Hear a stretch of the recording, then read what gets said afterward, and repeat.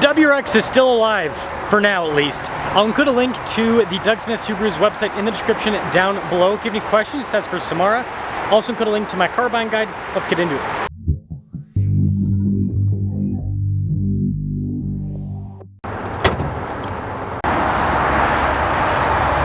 Under the hood is a turbo 2.4 liter flat 4-cylinder that goes through a 6-speed manual. Fuel economy is 19 around town, 26 on the highway, with power outputs being 271 horsepower and then 258 pound-feet of torque. We're closing in on 500,000 subscribers. I'd really appreciate it if you'd help out with that. Now, it's not a WRX if it doesn't have a giant hood scoop. And then you gotta love the angular headlight design, and then you've got the new red WRX badge. Notice the grille is painted. It looks like it's like a very, very, very dark metallic gray, almost looks black. And then you do have fog lights. Altogether, the style of the WRX is quite iconic. Tire and wheel setup is 245 by 40 by 18. You've got metallic gray, and you can see pretty chunky fender flares there. Stuff like the mirror caps and the door handles are body painted to match. The side profile of the WRX is very interesting looking because the front end is very angular and the back end kind of gets a little boxy. When it comes to key fob features, we have our lock and unlock, the opening for the trunk as well. And let's take a look at that trunk area. Pop. Quite a bit of storage space here in the back. Again, this is a sedan, it's not a large sedan at that, so it's not gonna have a crazy amount of storage. And then you do have WRX there on the floor mats.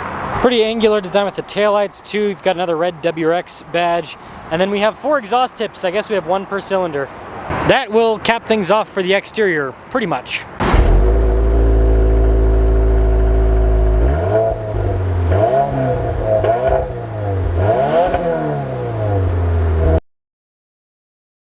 This week's giveaway is perfect for classic muscle car lovers because we have a Cuda and a Roadrunner. The Cuda produces 290 horsepower and has an automatic. The Roadrunner produces 390 horsepower and has a manual. Both of them are obviously powered by V8s. Now this particular giveaway is going to be ending fairly soon on November 2nd. So if you want to get in now and get some extra bonus entries, just use code BHC or click the link in the description down below or the pinned comment. Any donation, $25 or more, will give you 4x bonus entries. Let's now check out the interior. Nice red stitching there on the door panel. You've got lots of soft touch. You can see again with the kind of like fake carbon fiber trim. Cloth seats, you have that little tab to throw down the seat at the top. You just pull that.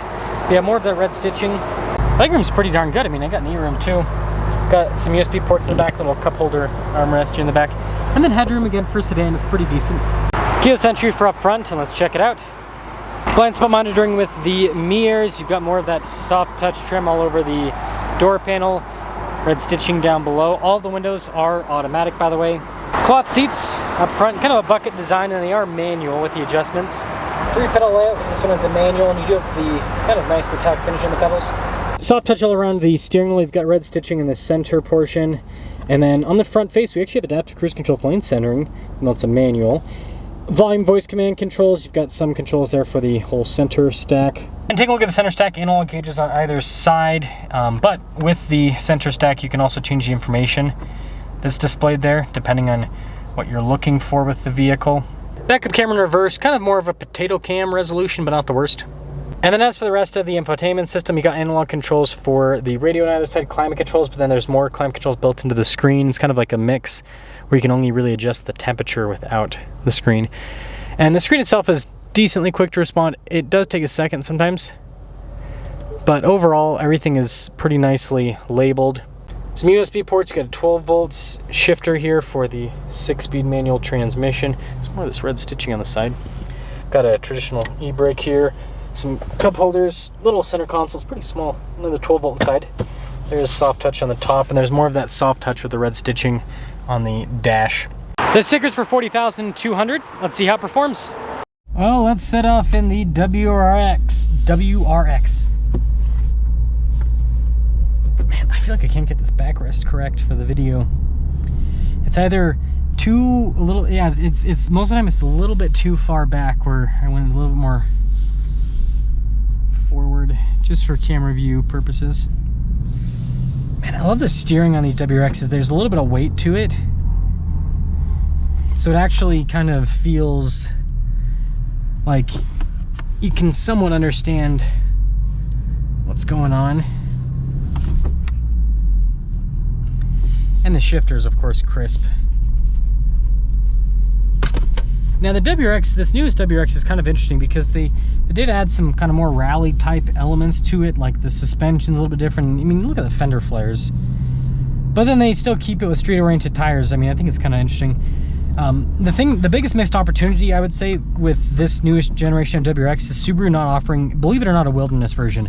I think a wilderness version with this newest WRX would absolutely kill it. You know, again, like, think about it, like a rally sedan that is got some off-road stuff. I mean, think about like the 911 Dakar, for example. That thing has been extraordinarily popular. And then the Huracan Storado, same thing. People think it's the coolest thing ever, and so it's like, Subaru, you've got this car that you kind of already developed somewhat for like light off-road use, a little bit, right? It's like, why not go all the way? So yeah, the transmission is great, the manual. The flat four-cylinder, the turbo four-cylinder, it's got a lot of character. It's actually pretty darn torquey. Again, this is not a very heavy car at all.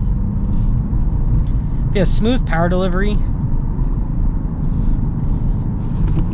Easy to rev match. Boosted feel. Feels pretty darn quick. And it does so well at higher RPMs. This thing's lovely about flat four cylinders is they do really well at high RPMs. They're still smooth. They don't start to get choppy or anything.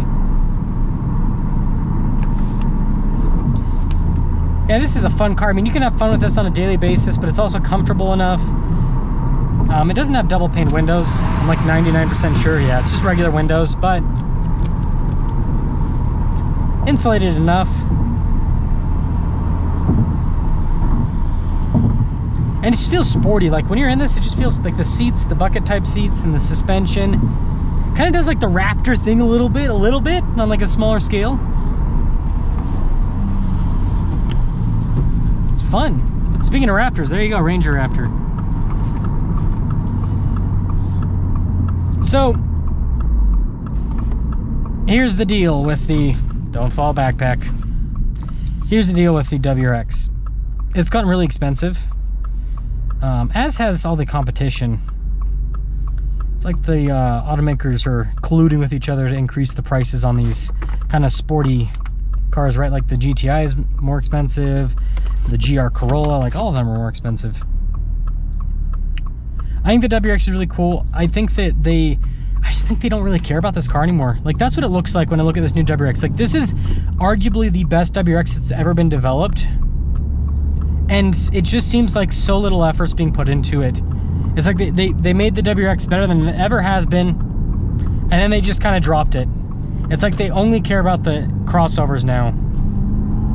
And I get it. Crossovers are important, but like, enthusiast Subaru is also important, and I do think there is a lot of money to be made off of this platform. They should have an STI. I don't know why they don't. And then they should have a wilderness version. If they sold an STI and a wilderness, like, they would sell for big money. People would pay. I know this is crazy, and I know some people are going to disagree with me, but I bet people pay 50 grand for that. I bet people would pay 50 grand for it. Give it enough horsepower, like both of them have over 300. You give them both over 300 horsepower and great capability, people will pay it. Let me know your thoughts.